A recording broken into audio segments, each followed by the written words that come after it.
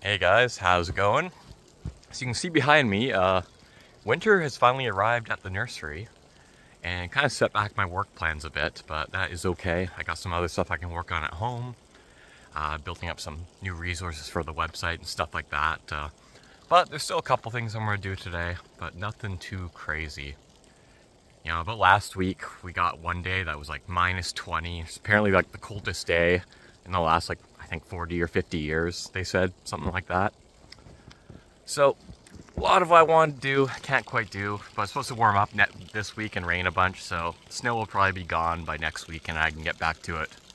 But for now, I'll show you what I'm going to do today at least. Probably got a good foot plus of snow at least. This is actually probably a bit less than it was because it's like rained a bit since the initial snowfall. But a pretty good amount in just like a couple days.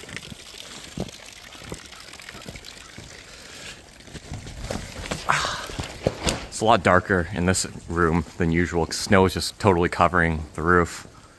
Lots of little songbirds in here though, just I guess foraging for insects and seeds and stuff like that. Also, this isn't actually my area to utilize. This area is like used by a few of my other neighbors that grow veggies and stuff like that. Oh, pretty minimal workload for today. One thing I'm going to do is take my little mister and mist some of the tops of these seed trays, make sure they stay moist on top where the seeds are, and that should hopefully help stratification, help everything go well. Other than that, it's cold enough that all the moisture in these pots is kind of locked up for the time being. It's supposed to warm up this week and just kind of rain, so even if I'm not here until next week, everything should still be good.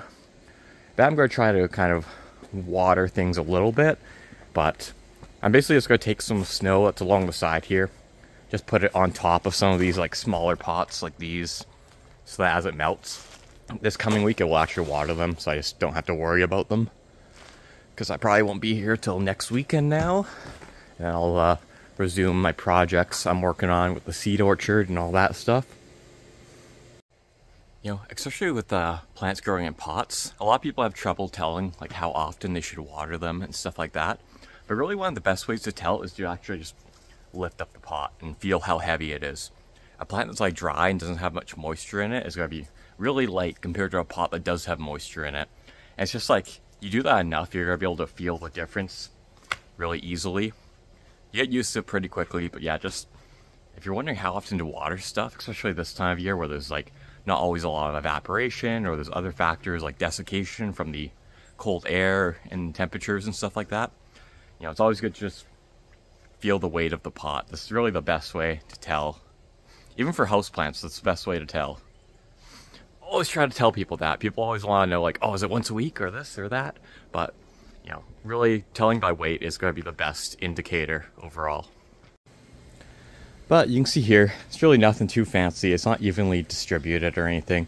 And really, it's probably not even necessary. It just gives me like, personally gives me more peace of mind. Especially if we have like weird weather this coming week that's not expected or not in the forecast. I don't want to wake up in the middle of the night going, oh my god, all my woolly sunflowers are going to die. So it just helps me not think about it too much or stress if I'm not going to be here for another week, or if I don't want to come in extra times and use up extra energy and stuff like that. So it doesn't have to be perfect or evenly distributed even, but just a little bit of reassurance. But you can see here my little watering bin, even that's like totally frozen solid, so you know, sometimes in the winter you gotta find unique ways to water things. The snow is actually perfect. It's actually a pretty easy way to go about things, as long as you have it like close to the stuff you're watering, which is kind of nice because it's kind of pouring in just a little bit. It also, you know, it can actually be pretty handy to help insulate plants too. Just put that nice like layer over top of them, so you don't have to worry as much about desiccation. Anyways guys, there's really not much more for me to say or do today here.